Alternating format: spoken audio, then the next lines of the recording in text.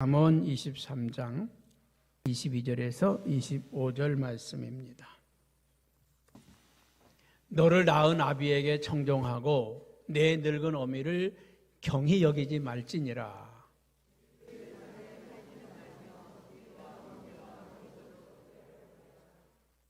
의인의 아비는 크게 즐거울 것이요 지혜로운 자식을 낳은 자는 그로 말미암아 즐거울 것이니라.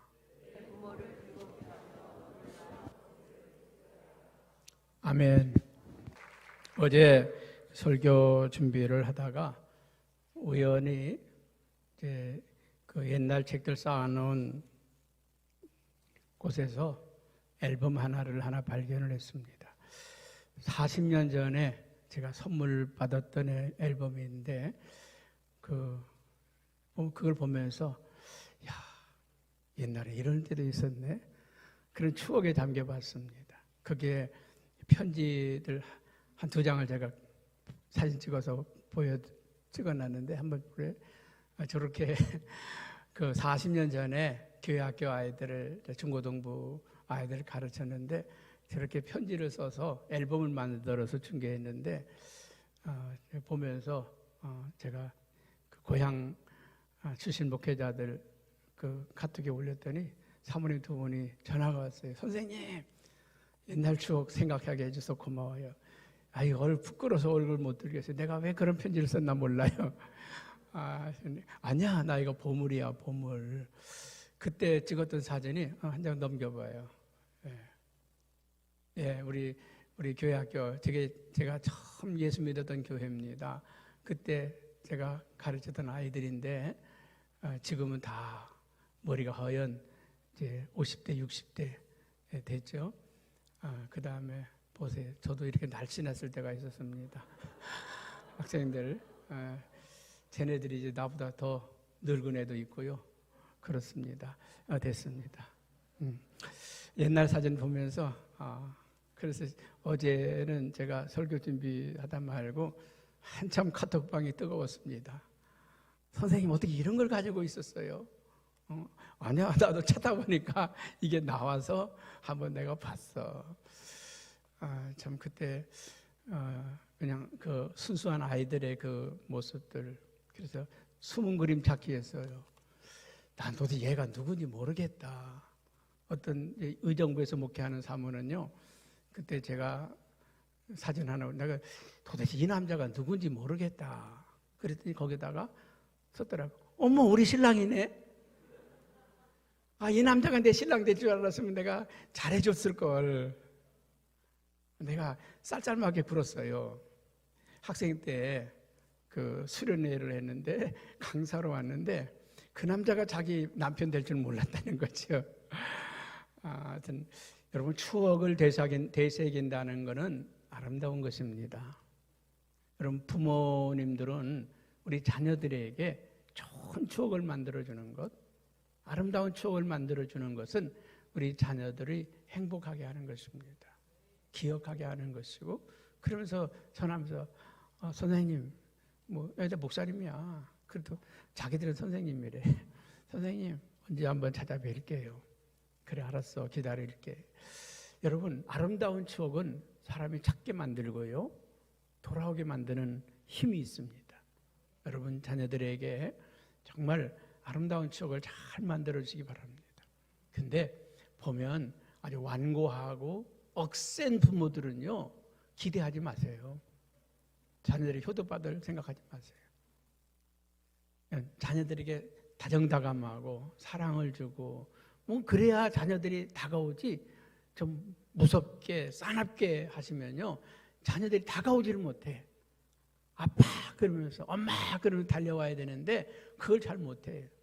우리 자식들은 남의 자식 같지 않아서 다 그러지 마세요. 다 자기 씨가 뿌려놓은 씨입니다.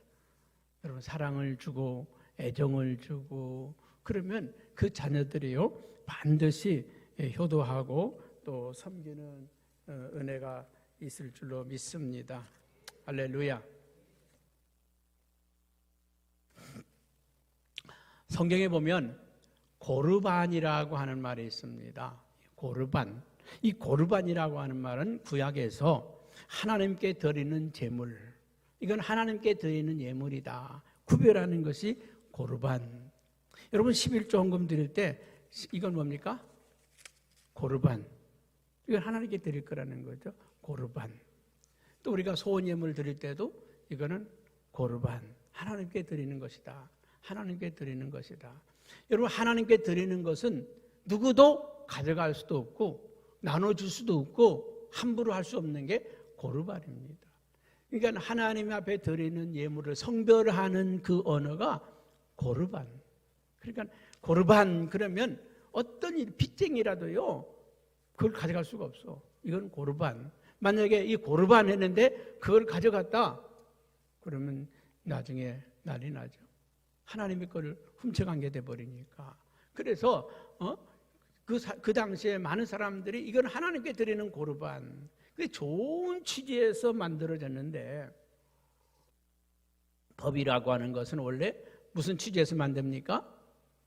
선한 취지에서 만들어요. 좋은 취지에서 만들어집니다. 그런데 사람들은 그 선한 취지에서 만들어진 그 법을 악용한다는 것입니다.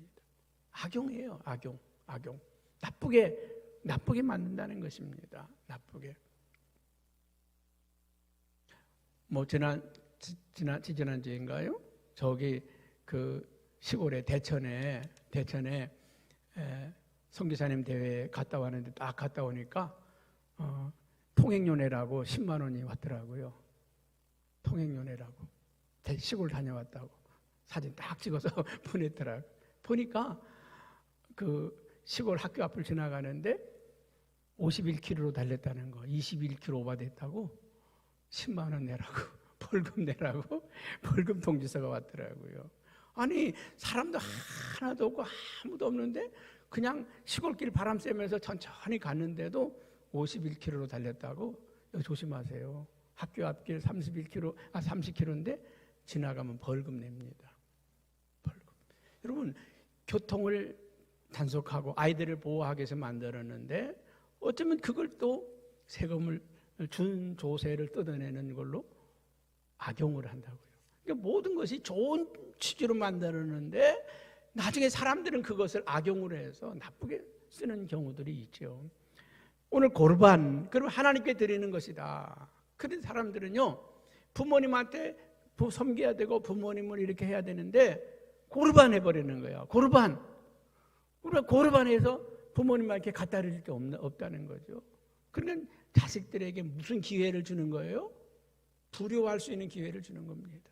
부모에게 갖다 주고 다 고르반, 뭐 그냥 다 고르반 해놓는 거예요. 그리고 하나님께 드리지도 않고 고르반, 이거는 고르반이다. 이건 고르반이다. 그래서 부모를 섬기지 않고 이웃에게 사랑을, 구제를, 선행을 행하지 않고 다 이건 고르반이라고 그래가지고 자기의 것으로 착취하는 그런 것으로 써서 나중에 이것이 문제가 된 단어가 고르반이라고 하는 단어입니다. 여러분 기독교는요 철저하게 효의 종교입니다. 효도의 종교입니다. 우리나라에 처음 들어왔을 때 기독교를 이 불효의 종교라고. 왜 기독교가 불효의 종교냐? 뭐 하지 않아서? 제사 드리지 않는다고 불효의 종교라고 그렇게 했습니다. 저는 어렸을 때 그 말에 대해서 굉장히 좀 의구심을 많이 가졌습니다.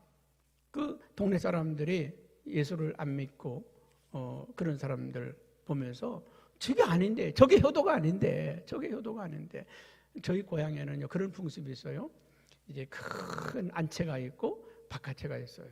자식이 딱 결혼하잖아요. 그러면은 그 안채를 누구한테 줄까요? 자식한테 내줍니다. 그리고 부모님은 바깥으로 이사를 가셔요. 그래서 이제부터 그 집의 주인이 자식이 되는 겁니다. 그 부모님은 이제 바깥으로 가셔서 그 바깥에서 사셔요. 그런데 서로 이렇게 같은 울타리 안에 살면서도요, 밥도 따로 해 먹고 다 따로 합니다. 맛있는 거 있으면 갖다 드리기도 하지만은 완전 딴 살림이에요. 딴 살림. 자식들은 맛있게 잘 해 먹으면서 부모님은 돌보지 않는 자식들이 가끔 있어요. 고기 한 건 사다 드리지도 않고 잘 섬기지도 않아요. 그런데 돌아가시고 나면 뻑적지근하게 잔치가 벌어집니다. 뭐 돼지를 10마리를 잡고 완전히 돼지 잔치에다가 온 동네 잔치. 나 그때 어렸을 때 그 모습을 보면서 아니 살아생전에 돼지고기라도 한 건 사다 드리고 생선도 한 마리 사다 드리고 살아생전에 잘하지. 돌아가신 다음에 우리 집은 효도하는 집이라고 부모님 잘 섬기는 집이라고 저렇게 엄청난 잔치같이 그 장례식을 떠들썩하게 그렇게 하면 그게 효도일까 하는데 헐 그런 생각을 했어요. 여러분 효도는 살아생전에 하는 거지 돌아가신 다음에 하는 게 아니에요. 살았을 적에 하는 게 효도입니다. 여러분 우리 기독교의 윤리강령의 최대 강령이 뭡니까? 10계명입니다. 이 10계명은 1계명에서 4계명까지는 하나님과의 관계의 계명이고 5계명에서 10계명까지는 사람에 관한 계명입니다. 그 사람에 관한 계명 가운데 첫째 계명이 뭡니까? 내 부모를 공경하라. 출애굽기 20장 12절에 제5계명이 나옵니다. 내 부모를 공경하라. 그리하면 내 하나님 여호와가 내게 준 땅에서 내 생명이 길리라.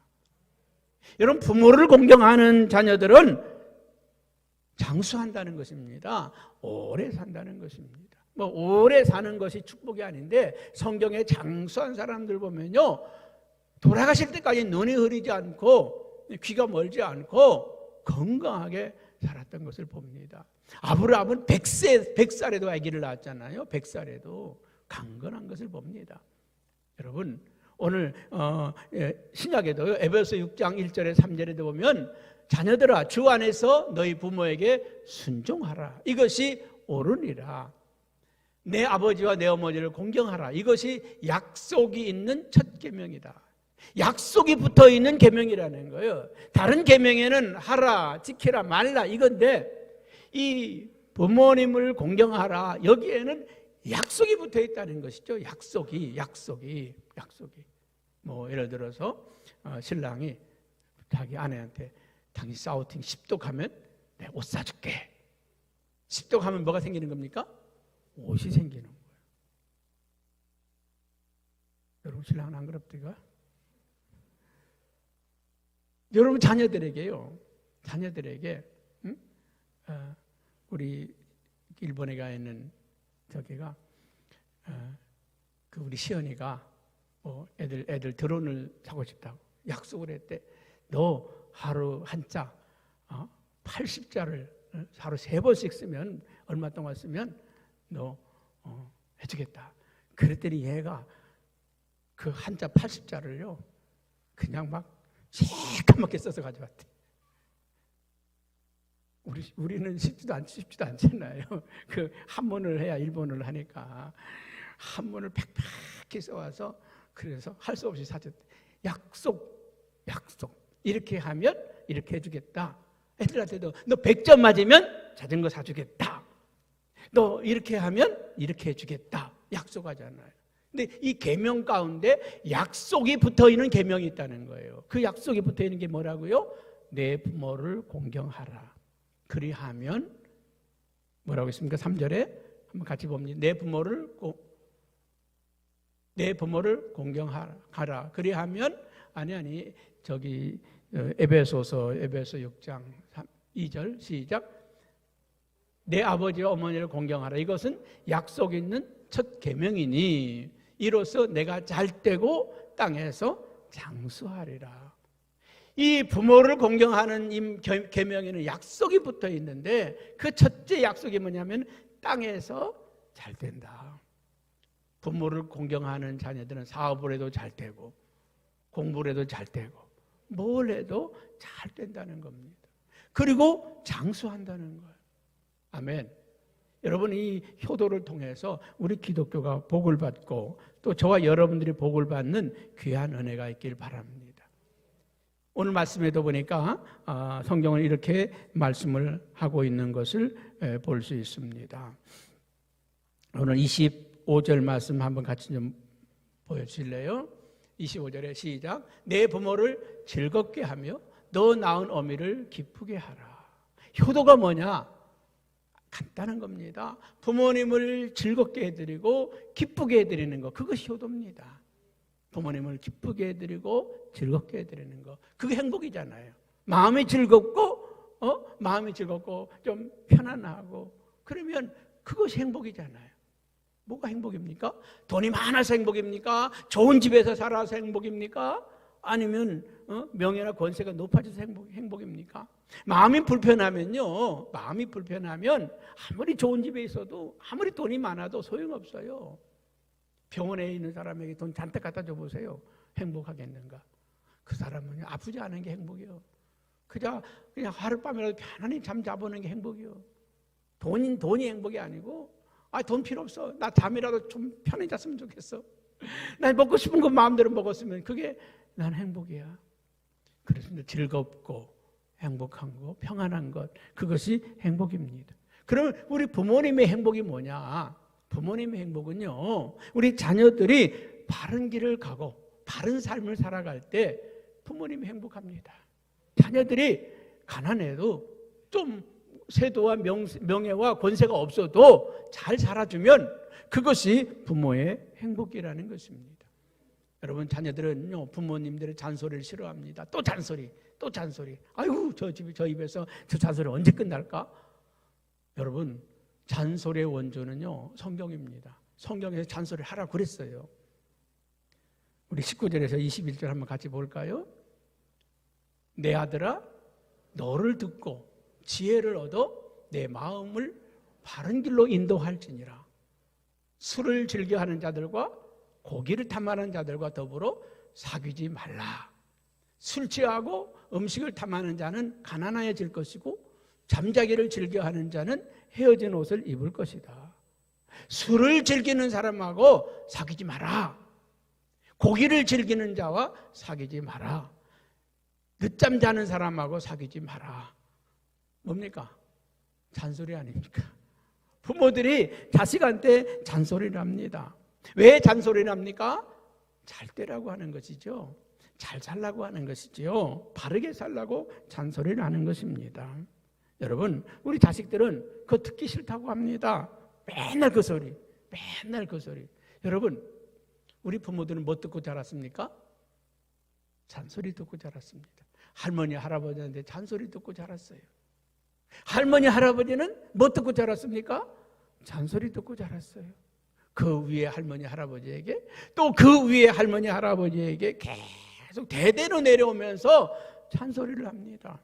여러분, 잔소리를 듣기 싫은 말로 듣지 않기를 바랍니다. 그 잔소리 속에 지혜가 있고, 그 속에 길이 있고, 그 속에 바르게 살 수 있는 방법이 있고, 그 속에 성공과 출세의 길이 있다고 하는 것을 우리는 알아야 합니다. 왜 잔소리를 할까요? 내가 일찍이 알았다면 이렇게 안 살았을 텐데, 공부할 때 공부했으면 그래도 지금보다는 나은 삶을 살았을 텐데, 부지런해라.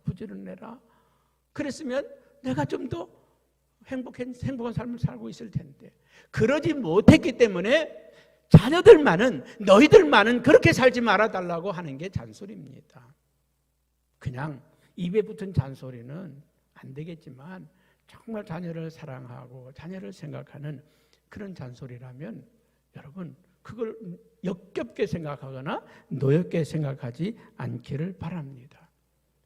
여러분, 그 잔소리 속에는 지혜가 있다고 그랬잖아요. 그 속에 진리가 있다고 그랬잖아요.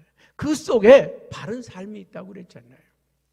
저도요, 제 서재에서 이렇게 집에 서재에서 나올 때, 어때 급하게 나올 때는 막 어지럽히고 나와요. 책상도 어지럽히고, 뭐 바닥에도 그냥 바지 벗어 그냥 제껴놓고, 윗도리도 벗어놓고 나와. 집에 딱 들어가면요, 딱 보면 책상에 널려져 있고 바지가 이렇게 있으면요, 들어가고 싶은 마음이 별로 없어. 어떤 데는 깨끗하게 정리하고 나오잖아요.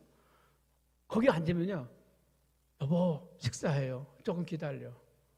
나오고 싶지 않은 거예요. 그 자리가 너무 좋은 거예요. 여러분, 깨끗한 자리에는 오래 있고 싶고 들어가고 싶어. 우리가 카페 같은 데 가더라도요, 막 그냥 시장통 같은 데는요, 들어가다가도 나와. 근데 인테리어도 잘 되어 있고 데코도 잘 되어 있고, 뭐 거기에 그 의자나 뭐 탁자나 이런 것들도 예쁘게, 소품들도 예쁘게 해놓고 아기자기하게 해놓잖아요. 가고 싶어. 오래 있고 싶어. 제가 저 온양에 집에 갔다가 어떤 카페에 가서 차를 마셨는데 너무 좋아. 옆에 강가에 저 강가가 있고 또 거기 보니까 커피 옛날 소품들 쫙 놓고 그리고 거기를 가면 핸드드립을 해줘요. 그냥 내가 해서 부어서 마실게요. 그러면 커피하고 이제 커피 추진 물 뜨거운 물하고 다 갖다 줘. 그럼 내가 부어서 내가 마셔. 운치 있잖아요. 지나가다가 천안만 가더라도요. 거기 가서 차 한잔 마시고 갈까? 천안에서 온양까지 몇 킬로인데 거기까지 쫓아가서 차를 마시고 가게 되는 경우도 있어요. 좋으니까, 깨끗하니까, 분위기 있으니까 먼 데도 찾아가요. 그렇습니다. 우리가 뭐 방치워라, 깨끗하게 하라 해놓고 나면 그것이 사랑스러워지고 그것이 좋아지고 공부해라. 아우 따갑다고 무슨 맨날 잔소리만 하냐고. 그런데 공부의 재미를 딱 느껴봐요. 그러면 밥 먹으라 그래도 야 그냥 책 보고 있습니다. 아주 일찍 자라 그래도요 그냥 네 그래도 불 꺼놓고 이렇게 이불 속에서 책 보고 있어. 그럴 때도 있잖아요. 옛날에 저도 그럴 때가 있었어요. 소설책에 맛을 들였더니 너무 재밌어가지고 이불 뒤집어 쓰고서 후레 시켜놓고서 여러분 뭔가 재미를 느껴보면요 그 맛에 젖어들면 행복하잖아요. 여러분 우리가 잔소리 들으면 따갑고 귀찮은 말이 되지만 그러나 그 속에서 부모의 마음과 의도를 헤아리면 공부가 이렇게 좋은 것이니까 공부가 내 인생을 이렇게 만들어주니까 깨끗하게 정리하라 청소해라 청소하고 정리하면 기분이 이렇게 좋아지는데 근데 무조건요 공부해라 청소해라 막 그러니까 아이들이 안 해요. 어떻게 청소해 놓으면 이렇게 좋은지 잔들방을 깨끗하게 해놓고 야, 네 방은 이렇게 깨끗하냐 누가 이렇게 치웠냐?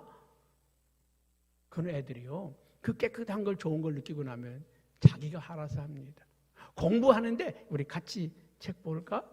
같이 엄마하고 아들하고 앉아서 같이 책을 보면요 애들이 책에 빠져들어갑니다. 근데 엄마는 텔레비 보고 있고 애들 보고 공부해라 그러니까 안 하지. 여러분 잔소리 속에는 길이 있습니다. 방법이 있습니다.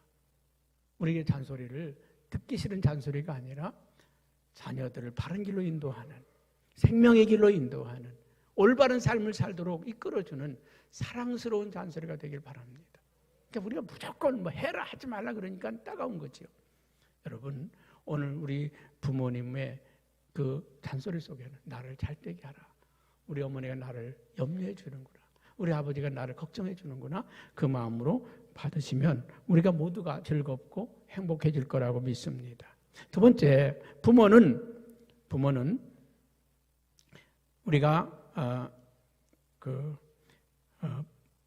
부모님의 말씀에 순종을 하고 또 부모님을 기쁘게 해 드리는 것 그것이 행복하게 하는 것입니다.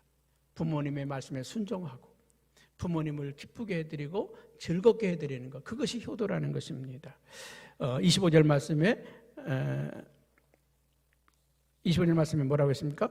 내 부모를 즐겁게 하며 더 나은 어미를 기쁘게 하라. 여러분 부모를 기쁘게 하고 부모를 즐겁게 하는 그 길은 부모님의 말씀에 순종하는 겁니다. 부모님의 뜻을 잘 받드는 것이죠. 22절 말씀에도 이렇게 말씀을 합니다. 한번 같이 볼까요? 시작. 너 낳은 아비에게 청종하고 내 늙은 어머니를 경히 여기지 말라.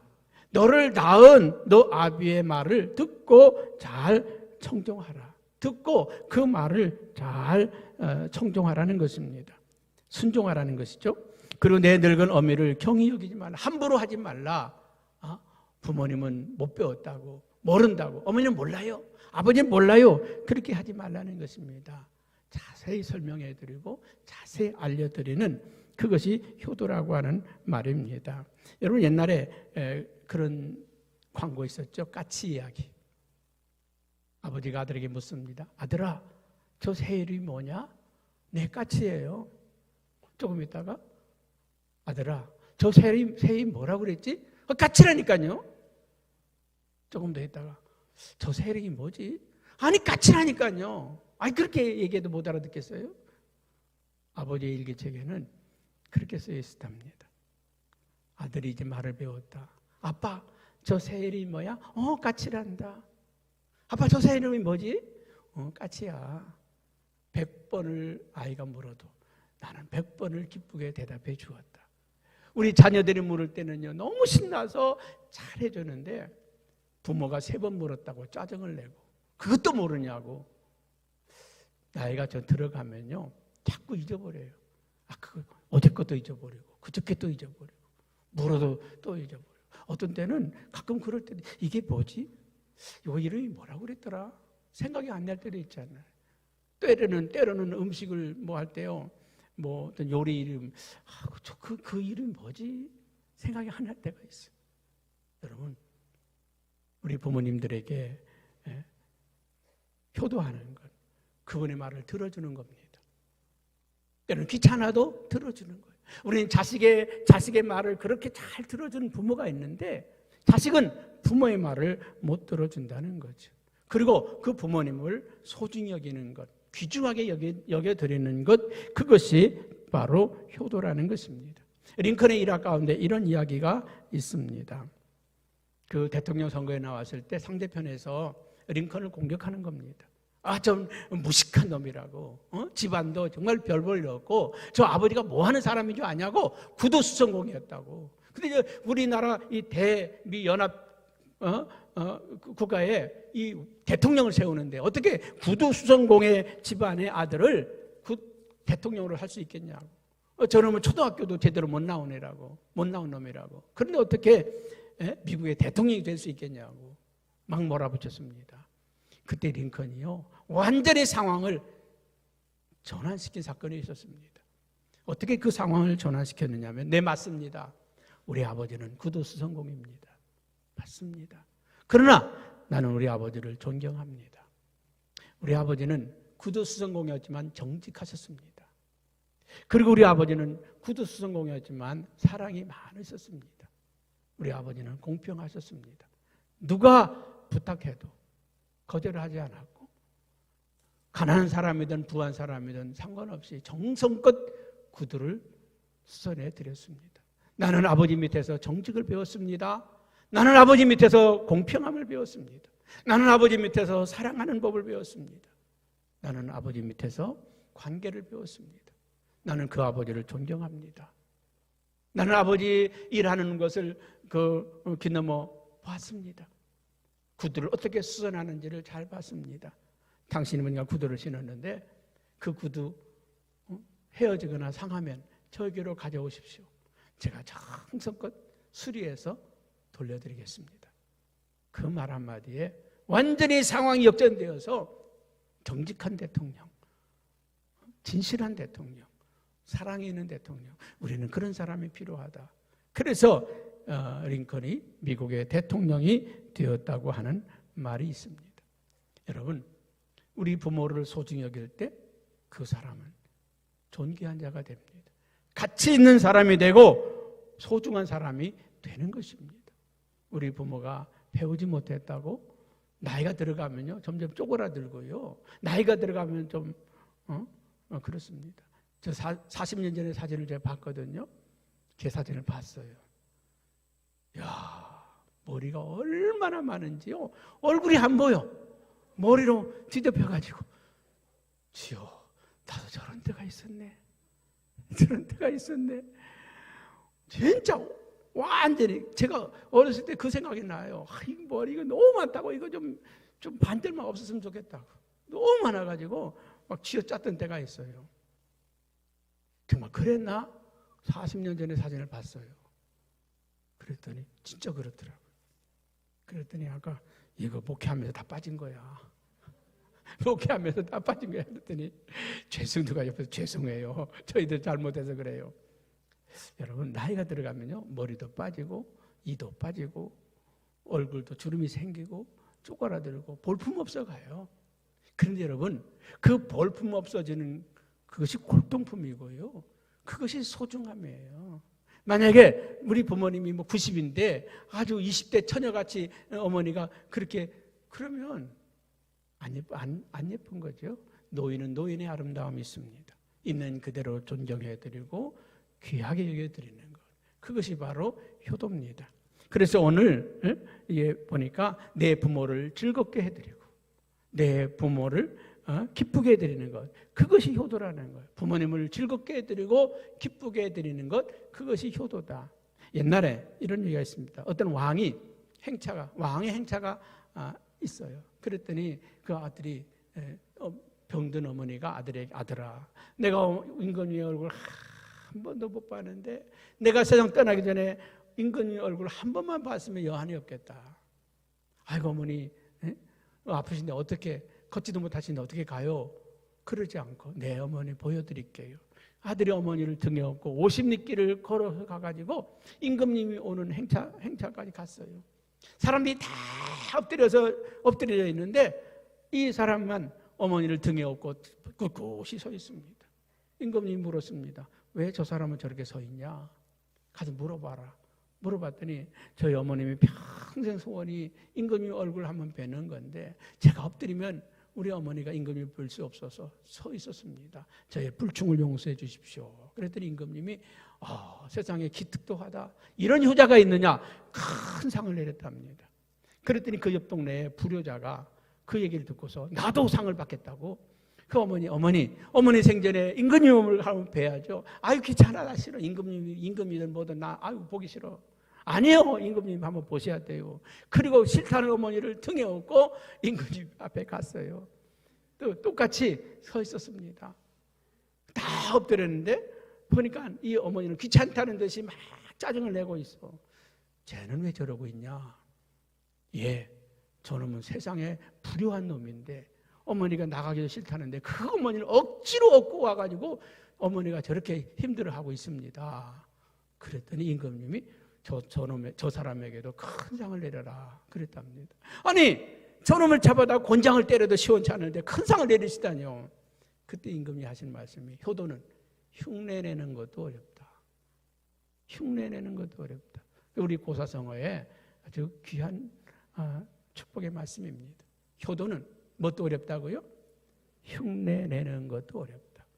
여러분 흉내만 내도 효도입니다. 가끔 전화하면 할 말이 없어요.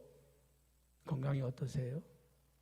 요즘 어디 식사는 잘 하세요? 한 5분 얘기하면 아버님하고 할 말이 없어. 근데 단 1분이라도 전화했다고 하는 그것 때문에 우리 아버지 기분이 너무 좋으셔. 여러분 전화해서요 수다 떨지 않아도 전화했다고 하는 그거 하나만으로 부모님은 행복합니다. 전화했다고 하는 것 하나만 가지고도 그렇습니다. 특별히 어버이 주일에 생신 때 전화보다 찾아뵙는 건 더 귀한 일이죠. 안 싸가지고 가도 찾아왔다고 하는 것 때문에 좋습니다. 선물을 드리면 더 좋죠. 요새 그 할머니들 그거 하잖아요. 이거 우리 며느리가 사줬어. 이거 아들이 사줬어. 여러분 그게 얼마짜리인지는 문제가 아니에요. 내 아들이 사줬다는 거, 내 며느리가 사줬다는 거, 나도 그런 세대에 좀 들어가더라고요. 우리 집사람 생일 때 우리 아이들이 핸드폰을 하나 사줬어요. 그러면서 아빠 거 미리 땡겨서 사줄게. 친구들끼리 모이면 이거 우리 이거 딸내미가 사준 거예요. 나이가 들어가면 자식 자랑을 그렇게 하는 것 같아. 이거 우리 아들이 사줬어. 우리 딸이 사줬어. 여러분 흉내만 내도 효도입니다. 전화기 한 번만 들어도 효도입니다. 그냥 다른 일 보러 갔지만 집에 잠깐 들려도 효도입니다. 저도 집에 가는 것보다 1차 목사님들 모임 때문에 회의 때문에 지방 행사 때문에 제주도를 가면 잠깐 집에 들려요. 잠깐 들려 인사하고 이렇게 오는데 그런데 주변 분들에게는요 우리 아들이 집에 왔다고. 나 집에 간 거 아니거든요. 다른 일 때문에 갔다가 잠깐 들른 거예요. 그런데 일부러 왔다고. 부모는 그렇습니다. 부모는 자식을 자랑하고 싶고 또 자식을 칭찬하고 싶고 그게 부모의 마음입니다. 오늘 여러분 오늘 하루만이라도 전화하고 찾아뵙고 효도하는 여러분 되길 바랍니다. 대중에는 이제 자식보다 효도보다는 효도를 받아야 될 분들이 훨씬 많아요. 이제 이 자리에. 근데 이 어버이주일 되면 고민합니다. 효도를 받아야 될 분이 많은데 효도하라 그러면은 어떻게 해야 되는 건가? 다 방법이 있습니다. 내 부모만이 아닙니다. 우리 주변에 연약한 분들을 찾아뵙는 것, 나보다 나이 많으신 분을 찾아뵙는 것, 섬겨드리는 것, 그것이 다 효도입니다. 어떤 분은 부모님이 세상을 떠났어요. 우리 어머니 친구분들을 자기가 어머니라고 생각하고 찾아뵙는다는 겁니다. 우리 아버지 친구를 내 아버지라고 생각하고 찾아뵙는다는 것이죠. 스승님을 찾아뵙고 때로는 윗사람들을 찾아뵙는 것. 이 모든 것들이 효도의 시작이라고 생각이 듭니다.